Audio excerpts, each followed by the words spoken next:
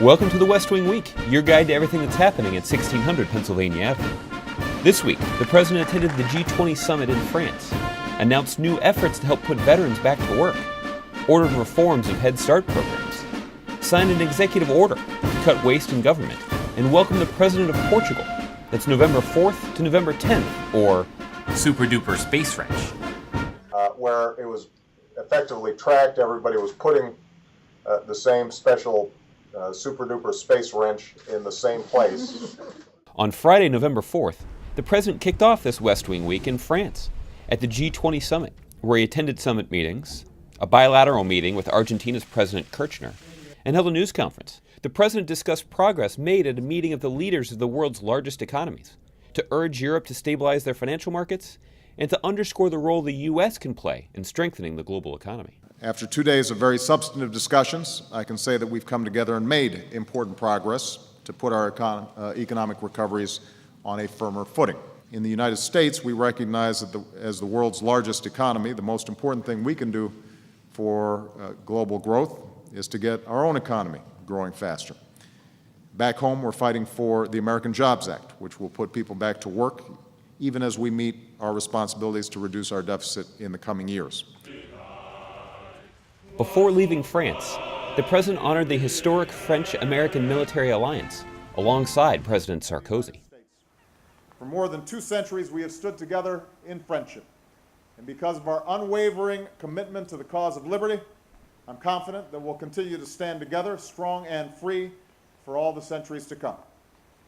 So vive la France, God bless America, and long live the alliance between our two great nations. On a gorgeous fall Monday, leading veterans organizations joined the President to announce 3 executive actions that will help put veterans back to work and strengthen our economy. 2 weeks ago, I announced a new initiative to help trained veterans get jobs in the medical community.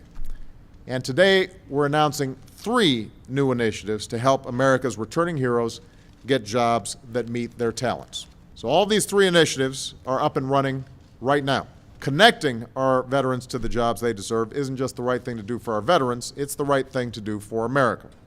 Later, the President invited NATO Secretary General Rasmussen to the White House, where they sat down for a meeting in the Oval Office. On Tuesday, the President traveled to Philadelphia to the Yaden Regional Head Start Center.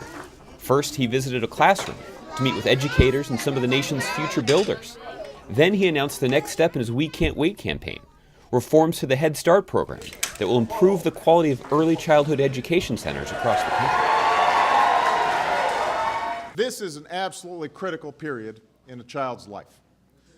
We know that 3- and 4-year-olds who go to high-quality preschools, including our best Head Start programs, are less likely to repeat a grade. They're less likely to need special education. They're more likely to graduate from high school than the peers who did not get these services. And so this makes early education one of our best investments in America's future. That's what's being done at this wonderful facility. We want to replicate these all across the country. We are proud of what you are doing. You've got a president who's got your back. On Wednesday, the President surprised the 4 finalists in a contest for federal employees to submit ideas for cutting waste and saving taxpayer dollars. During the teleconference, he thanked them for their ideas and told them he was signing an executive order to reduce government spending on travel, technology, and trinkets, saving taxpayers as much as $4 billion a year. We haven't seen as much action out of Congress as we'd like, and that's why we launched on our own initiative the campaign to cut waste. Not just to cut spending, but to make government work better for the American people. Roger Rhodes works at the Department of Commerce. Raise your hand, Roger. There's Roger. He found a way to save the department almost $2 million a year on its cell phone bills.